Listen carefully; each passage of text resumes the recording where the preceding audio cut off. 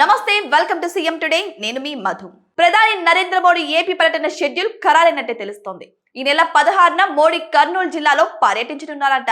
అయితే ఉదయం 7:50 ఢిల్లీ నుంచి ప్రత్యేక విమానంలో కర్నూలు ఎయిర్పోర్ట్ కు బయలుదేరుతారు. ఉదయం 10:20 కర్నూలు ఎయిర్పోర్ట్ కు చేరుకుంటారు.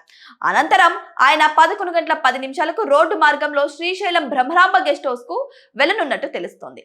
ఈ సందర్భంగా ఉదయం 11:45 బ్రహ్మరాంబ మల్లికార్జున స్వామి వారిని దర్శించుకోనున్నారట. దర్శనం తర్వాత మధ్యాహ్నం 1:40 సుందిపేట హెలిప్యాడ్ నుంచి నన్నూరు హెలిప్యాడ్ కు వెళ్తారు. మధ్యాహ్నం 2:30 రాగమయూరి గ్రీన్ హిల్స్ వెంచర్ కు శంకుస్థాపన చేస్తారు. ఇక సాయంత్రం 4 గంటల వరకు బహిరంగ సభలో ప్రధాని ప్రసంగించనుండగా తర్వాత తిరిగి ఢిల్లీకి బయలుదేరతారని తెలుస్తోంది. ఏదేమైనా సరే ఇప్పుడు ఆంధ్రప్రదేశ్ లో ప్రధాని పర్యటన నిజంగానే విశేషాన్ని సంతరించుకుందని చెప్పొచ్చు.